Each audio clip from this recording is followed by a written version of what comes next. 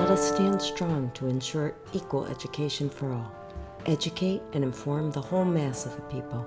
They are the only sure reliance for the preservation of our liberty. Thomas Jefferson.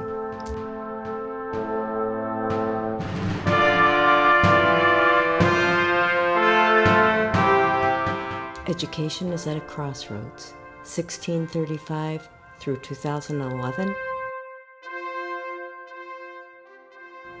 Reforms replaced public with substandard education. Reforms revised a centuries-long reality. The deadlocked debate over education reform. The modern school reform movement sprang to life in 1983 with the release of A Nation at Risk, an education report commissioned by the Reagan administration that boldly stated that the United States had embarked upon a unilateral educational disarmament. The past was prologue. It is now our present. Like all battles for public opinion, the school reform debate is in large part a matter of what the political consultant George Lakoff has called framing.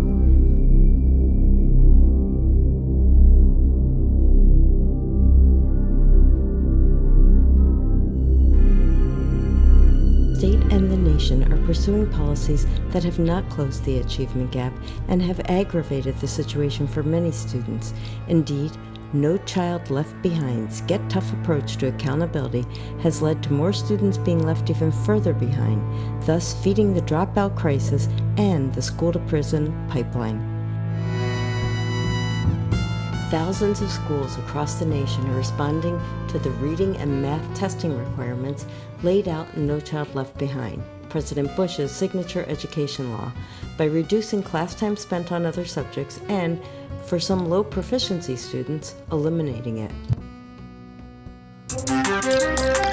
Only 2 subjects, math and reading. What a sadness, said Thomas Sobel, an education professor at Columbia Teachers College and a former New York State Education Commissioner. That's like a violin student who's only permitted to play scales, nothing else. Day after day, scales, scales, scales. They'd lose their zest for music. Students are at risk when punitive policies promote more scales, less music. Teach to the test? Performance reviewed rigorously. Race to the top requirements. Performance reviewed rightly. Too often, what we have been doing is using these tests to punish students or to, in some cases, punish schools. President of the United States, Barack Obama. Standardized test scores can provide useful information about how students are doing, but as soon as the scores are tied to firing staff, giving bonuses, and closing schools, the measures become the goal of education rather than an indicator. Race to the Top went even beyond No Child Left Behind in its reliance on test scores as the ultimate measure of educational quality.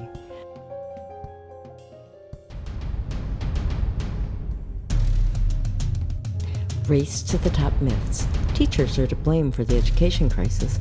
Business practices build solidly performing students and schools. Rigor is right. Teaching is a task anyone can do. Race to the top truths. Race to the top. National standards for math, science, and other school subjects?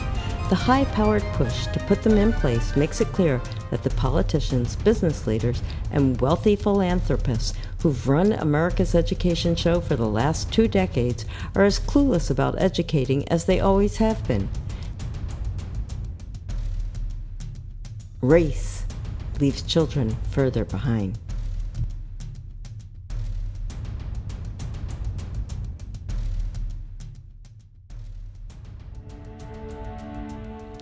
Nearly 6.2 million students in the United States between the ages of 16 and 24 in 2007 dropped out of high school, fueling a persistent high school dropout crisis. The National Education Association, a teachers union, revealed half of new U.S. teachers are likely to quit within the first 5 years. Will or has America abandoned public education? Standardized curriculums, tests, test scores and statistics that govern what occurs, money that moves policy, Superman who never comes, privatization which has. Let us stand strong to ensure equal education for all. Educate and inform the whole mass of the people. They are the only sure reliance for the preservation of our liberty. Thomas Jefferson. Americans are not waiting for Superman. We stand strong in support of public education.